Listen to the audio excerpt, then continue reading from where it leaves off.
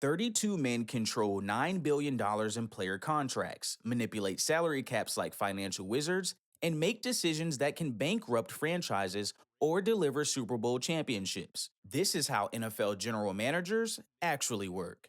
You think you understand football because you watch games on Sunday. But while you're debating whether your quarterback threw that interception because of poor decision making or a bad route, there's a completely different game happening in NFL front offices. Picture spreadsheets, contract negotiations, and financial chess moves that would make Wall Street traders dizzy. The real game isn't played between the lines, it's played in conference rooms where a single signature can cost a franchise $99 million dollars in dead money. Welcome to the world of NFL general managers, where every decision sends ripples through years of salary cap calculations. One wrong move in March can doom your team in January, and the difference between genius and incompetence gets measured in millions of dollars that don't even go to players on your roster. Let's start with what these guys actually do, because it's nothing like what you see in the movies. An NFL general manager isn't just picking players off a board during draft day. During the season, these men work over 100 hours per week managing what amounts to a $300 million corporation with 90 employees whose value fluctuates based on whether they can run a 4-4 40-yard dash or throw a football 60 yards downfield.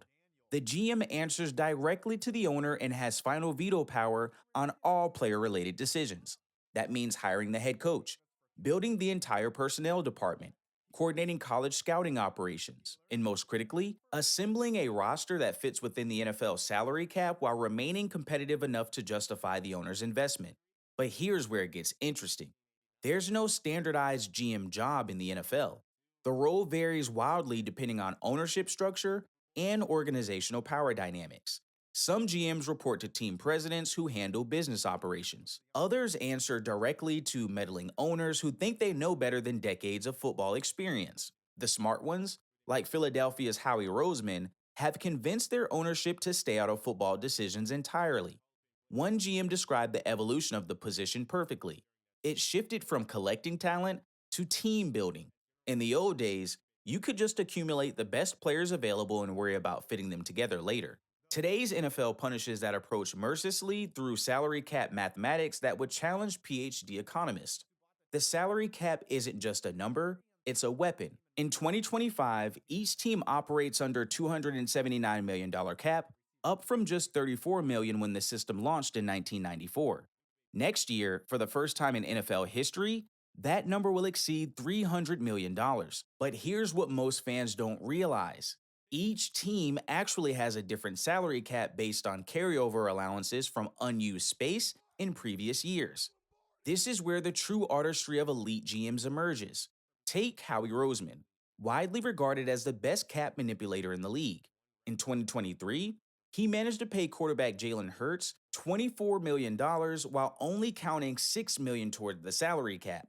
The following year, Hurts earned $40 million but only cost the Eagles $13 million in cap space. This isn't accounting magic. It's sophisticated contract structuring involving signing bonuses, void years, and restructures that push money into future seasons. But pushing money into the future comes with consequences. Dead money, salary cap charges for players no longer on your roster, has become the dark side of aggressive cap management. Across the last 7 seasons, from 2019 through 2025, NFL teams have absorbed a staggering $9.37 billion in combined dead cap hits as they prioritize roster mobility over long-time stability. The most notorious example belongs to Russell Wilson and the Denver Broncos. In 2022, Denver traded multiple first-round picks to Seattle for Wilson, then immediately signed him to a $242 million extension before he'd taken a single snap as a Bronco. The deal included massive guarantees and signing bonus proration. When the partnership collapsed after 2 disappointing seasons, cutting Wilson triggered an $85 million dead cap hit spread across 2 seasons. At that time, the largest in NFL history. That record didn't last long. In 2026, the Miami Dolphins will absorb a mind-bending $99.2 million dead cap charge when they release Tua Tagovailoa, whose mega extension backfired spectacularly. To put that number in perspective, it's nearly double what some entire NFL teams spent on their active rosters in the early 2000s. Yet, dead money isn't always a sign of failure. Some of the largest dead cap hits in history represent calculated decisions. When Tampa Bay absorbed massive dead money charges after Tom Brady's retirement, it was the final invoice on a Super Bowl championship. When Green Bay moved on from Aaron Rodgers, despite significant cap consequences, it was a strategic transition to Jordan Love. The best GMs understand that dead money is sometimes the cost of doing business in a league where roster flexibility matters more than clean accounting. This brings us up to the philosophical divide that separates good GMs from great ones. Teams like the Cincinnati Bengals operate under a pay as you go philosophy, rarely venturing into territory that creates massive future obligations. Their conservative approach has resulted in just $151 million in total dead cap since 2019, the lowest in the league. But this fiscal discipline also limits their ability to make aggressive moves during championship windows. On the other end of the spectrum, teams treat the salary cap like a high interest credit card, swiping for immediate talent and dealing with the consequences later. The Eagles under Howie Roseman epitomize this approach, constantly restructuring contracts and pushing money forward to maintain roster flexibility while remaining competitive. The rookie wage scale, implemented in 2011, fundamentally altered GM strategy. Before this change, the top pick in the draft could command a contract worth more than established veterans. Sam Bradford's $78 million rookie deal in 2010 was so absurd it prompted an entire overhaul of the system. Today's first overall pick, Cam Ward, will earn $48 million over 4 years, substantial money, but not franchise crippling like the pre 2011 deals. This rookie wage scale created a new market inefficiency that smart GMs exploit ruthlessly. Elite young players on rookie contracts provide incredible value, allowing teams to allocate money to other positions. That's why teams like Kansas City built around Patrick Mahomes during his rookie deal, knowing that once he got paid, roster construction would become exponentially more difficult. The franchise tag adds another layer of complexity to roster management. In 2025, franchise tag values range from $6.3 million for kickers to over $40 million for quarterbacks. The tag gives teams a 1-year option to retain players, but it's expensive and creates tension. Teams can use the franchise tag 3 times on the same player, but the cost increases dramatically. 120% of the previous tag for the second application and 144% for the third. Cincinnati tagged receiver T. Higgins for the second consecutive season in 2025, paying him $26.2 million for 1 year rather than negotiating a long-term extension. Kansas City tagged offensive lineman Creed Humphrey at $23.4 million. These moves buy time but create future salary cap challenges as tagged players typically demand market-setting contracts the following year. Contract structures themselves have become incredibly sophisticated. Signing bonuses can be prorated over up to 5 years, creating immediate cap relief but future obligations. Void years, dummy years added to contracts purely for cap purposes, allow teams to spread signing bonus proration over additional seasons even though the player will become a free agent before those years arrive. When a contract voids, all remaining proration accelerates into that season's cap. It's a shell game that works until it doesn't. Teams that abuse void years often face massive cap penalties years later when all those bills come due simultaneously. The 2025 rookie class illustrates how dramatically the financial landscape has shifted.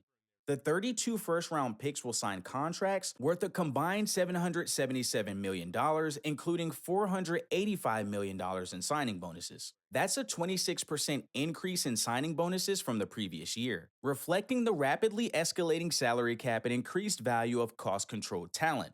But the most revealing aspect of modern GM work is how the role has expanded beyond pure football evaluation. Leadership, communication, and ego management have become as important as identifying talent. One GM explained that building a winning organization requires navigating complex personalities, from billionaire owners to millionaire players to coaches whose job security depends on weekly results. Eric DeCosta worked 22 years in various roles within the Baltimore Ravens organization before becoming their general manager. This isn't unusual. The path to becoming an NFL GM typically requires decades of organizational climbing, relationship building, and proving competence across multiple departments. Many current GMs started as scouts, salary cap specialists, or personal assistants before gradually accumulating the trust and expertise necessary to run entire football operations. The financial stakes continue escalating. General manager salaries typically range from $1 million to $3 million annually, reflecting the immense responsibility they carry. A single bad decision, like Denver's Wilson trade or Miami's Tagovailoa extension, can set franchises back years while costing ownership hundreds of millions in both guaranteed money and opportunity cost. Consider the cascading effects of roster decisions. When Kansas City won back to back Super Bowls, their success created championship problems. Patrick Mahomes, Travis Kelsey, and Chris Jones commanded massive portions of the salary cap, leaving gaps across the roster that became apparent in their playoff run. Even the best organizations face these championship hangovers when star players' contracts mature simultaneously. The modern NFL salary cap system fundamentally punishes sustained excellence. You can either be ruthless like the Patriot dynasties, constantly churning roster spots and moving on from aging players before their production declines, or ruthlessly opportunistic like Roseman's Eagles, manipulating cap space to maintain competitiveness while absorbing future dead money hits. Geographic and market size advantages that once separated franchises have largely disappeared under the salary cap era. Small market teams like Green Bay and Kansas City compete directly with major market franchises for the same talent pool at identical prices. The competitive balance that NFL owners desired when implementing the salary cap in 1994 has largely succeeded, but it's created a new form of inequality based on organizational competence rather than financial resources. Teams that consistently compete for championships, New England during their dynasty, current organizations like Kansas City and Philadelphia share common characteristics just beyond good coaching and quarterback play. Their front offices understand that winning in the modern NFL requires treating the salary cap as a strategic tool rather than a constraint. They embrace calculated risks, accept occasional dead money hits as the cost of competitiveness, and most importantly, maintain organizational discipline when making long term financial commitments. The human element remains crucial despite all the financial complexity. Brett Veach doesn't grab headlines like his star players, but his decision to trade up for Patrick Mahomes in 2017 has delivered 3 Super Bowl championships to Kansas City.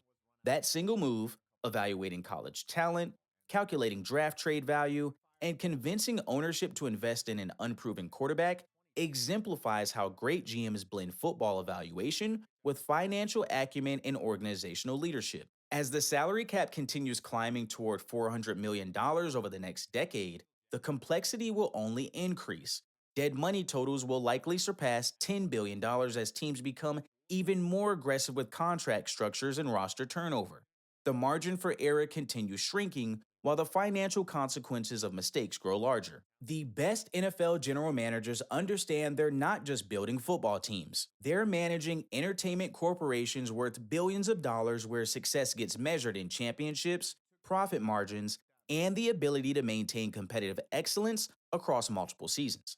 They're equal parts talent evaluator, financial advisor, psychologist, and strategic planner, operating in a league where a single decision can define franchises for decades.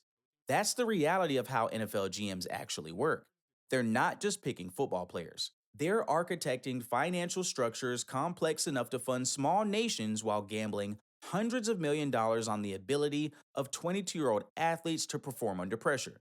And somehow, the best ones make it look easy. This is Old School Sundays, and I greatly appreciate you watching the video. Make sure you leave a comment, like the video, and subscribe, and I'll see you next time.